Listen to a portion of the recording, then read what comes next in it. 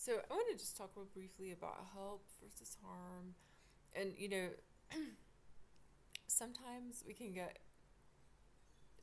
sometimes, sometimes we learn that what is actually harming us is helping us. So that's some real distorted thinking.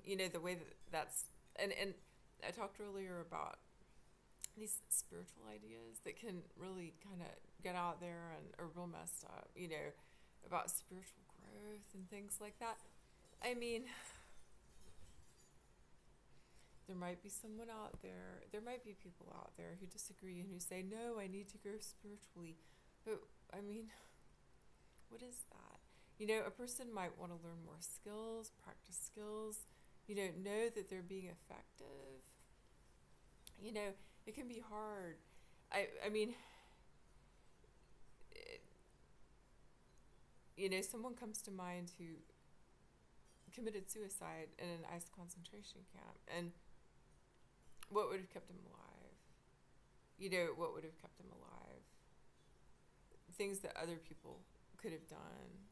Are there spiritual things people could have done that could have helped to keep him alive? Or, are there practical other kinds of things that needed to be done, like him not being abducted and held in a concentration camp? Would prayers have helped him not want to commit suicide? And another person comes to mind.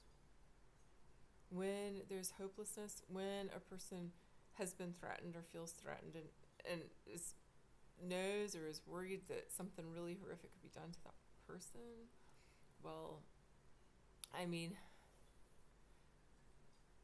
what's going on, it has to be stopped. Some of us pray, that's what we were taught, and we pray.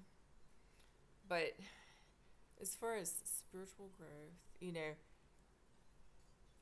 what I want to talk about is stepping back a little bit from that and talking about when we are taught that we are being helped when we actually are being harmed.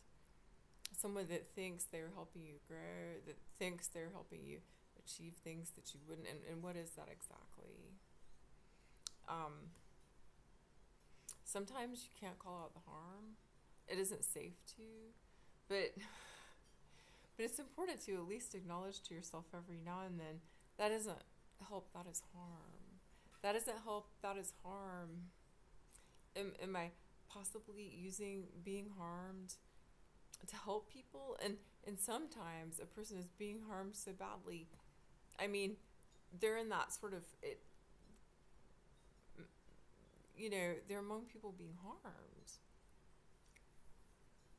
and have to fight. To fight to stay alive. And some of us, when we're fighting to stay alive, we're fighting for more than ourselves. But like I also said earlier in a different video, everyone matters. I didn't say this. I don't think I used the phrase everyone matters, even though I say that a lot.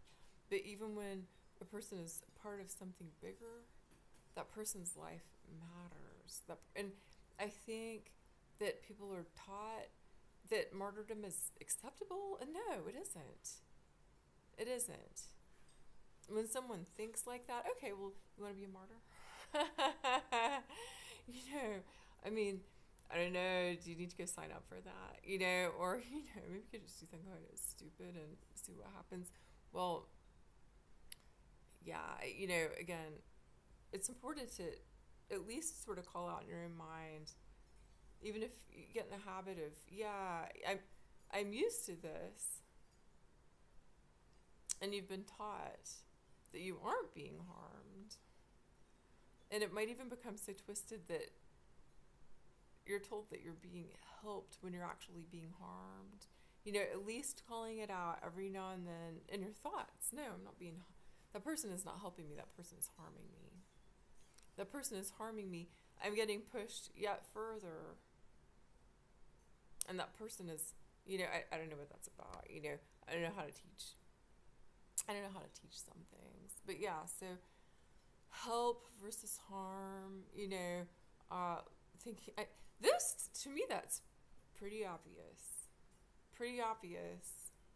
But things can get pretty twisted. Abuse, and it can be It's in families, plenty. It's in institutions. People get used to it. When we get used to it, are we more vulnerable to it?